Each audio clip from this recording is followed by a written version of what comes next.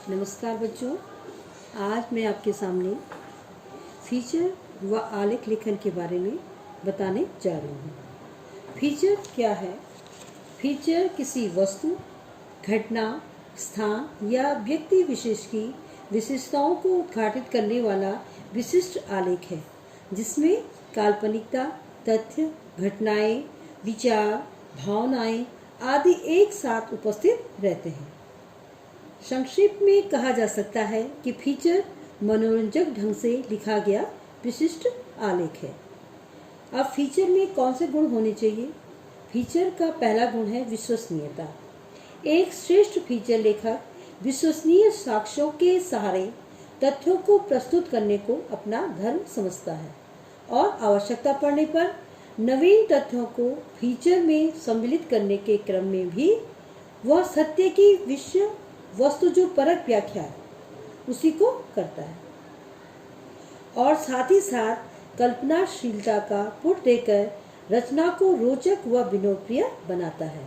अतः फीचर में सत्य एवं कल्पना का मिश्रण होता है। दूसरा है सरसता।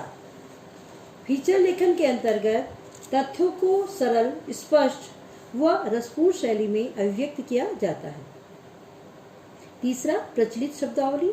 एक अच्छा फीचर लेखक रचना के क्रम में सर्वदा आम बोलचाल की भाषा में प्रयुक्त किए गए प्रचलित शब्दों का ही प्रयोग करता है, क्योंकि उसका पाठक वर्ग एक सामान्य जन ही होता है, सामान्य लोग ही होंगे। और इसी बात को ध्यान में रखते हुए कि उसका पाठक वर्ग जन सामान्य है, तो वह फीचर को प्रचलित शब्दावली में ही पढ़ना या सुनना पसंद करेंगे। अतः वह उन्हीं प्रचलित शब्दावली का प्रयोग करता है। संक्षिप्तता।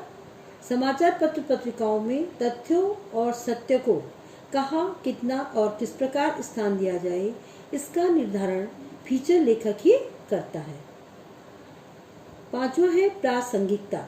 फीचर लेखन के विषय में प्रासंगिकता को अत्यधिक महत्व दिया जाता है। फीचर रचना से जुड़े तथ्य सामाजिक, राजनीतिक व आर्थिक रूप से वर्तमान समय से प्रत्यक्ष या अप्रत्यक्ष रूप से संबंधित रहते हैं। फीचर लेखन में पुरानी घटनाओं को भी नए तथ्यों के साथ जोड़कर रोचकता प्रदान की जाती है। फीचर लिखने के क्या उद्देश्य हो सकते हैं? इसका प्रमुख उद्देश्य ज्ञानवर्धन करना है और पाठकों को किसी विषय की गहनता से परिचित कराना है। पाठकों को सोचने समझने के लिए भी यह प्रेरित करता है और ज्ञानवर्धन करने के साथ ही साथ उनका मनोवैज्ञानिक स्तर पर भी मनोरंजन करता है। और फीचर लेखन के क्या चरण होने चाहिए, किस तरह से फीचर लिखना चाहिए? सबसे पहले है शीर्षक। फीचर का शीर्षक संक्षिप्त, स्पष्ट व रोचक होना चाहिए। दूसरा, आमुख। शीर्षक के पश्चात फीचर का आमुख यानी भूमिका लिखा जाता है। आमुख लिखा जाता है। फीचर का आमुख ऐसा होना चाहिए जिसमें फीचर का सार संक्षिप्त रूप से व्यक्त हुआ हो और यह सरसता, संक्षिप्तता और रोचकता से पूर्ण होना चाहिए। फिर उसके बाद आता है विषय का विस्तार। फीचर लेखन में आमुख के पश्चात विषय का विस्तार किया जाता है। इसके अंतर्गत छोटे छोटे अनुच्छेदों को आपस में विचारों के साथ जोड़कर प्रस्तुत किया जाता है। और चौथा है विषय का समापन।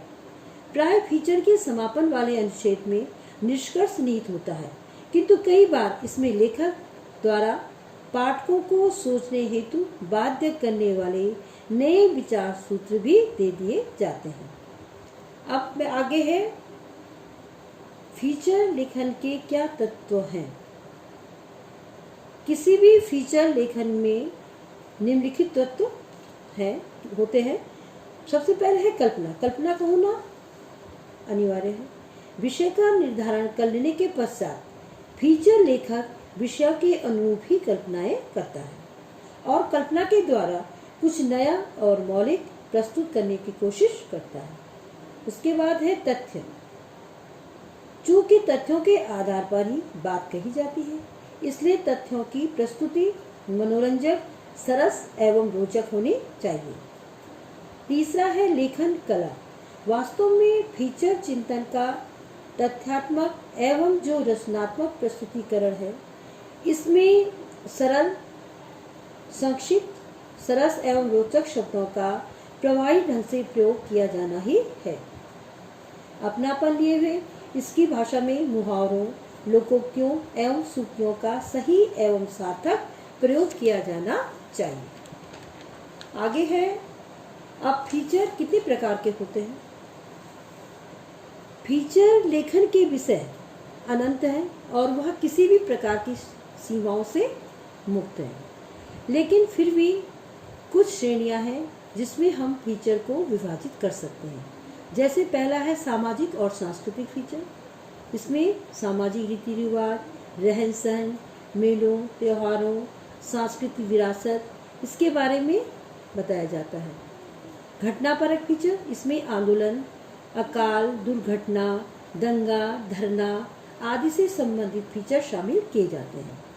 तीसरा है प्राकृतिक फीचर या लोकाभिरुचि फीचर। इसमें विभिन्न प्राकृतिक अवयव, अंतरिक्ष, खगोल, पृथ्वी आदि से संबंधित फीचरों के अतिरिक्त लोगों के बीच प्राकृतिक या नैसर्गिक रूप से विद्यमान रुचिपूर्ण विषयों से संबंधित फीचर को शामिल किया जाता है। उसके बाद है साहित्यिक फीचर। इसके अंतर्गत जो साहित्यकार होते हैं, रचनाकार होते हैं, लोक साहित्य आदि से जुड़े जो फीचर है वो उसको इसमें शामिल किया जाता है। फिर है राजनीतिक फीचर। इसके अंतर्गत राजनीतिक घटनाएं, राजनीतिक विचार, राजनीतिज्ञों से संबंधित फीचर आते हैं। अब यह है कि फीचर लेखन की भाषा शैली कैसी होनी चाहिए। देखिए, फीचर की भाषा सरल, सजीव व प्रभावी होनी चाहिए, जो कि एक जन सामान्य के समझ में भी आनी चाहिए। इसमें आम बोलचाल वाले शब्दों के प्रयोग पर जोर दिया जाता है और मुहावरों, लोकोक्तियों व सूक्तियों का समुचित प्रयोग कर फीचर को रोचकता प्रदान की जाती है।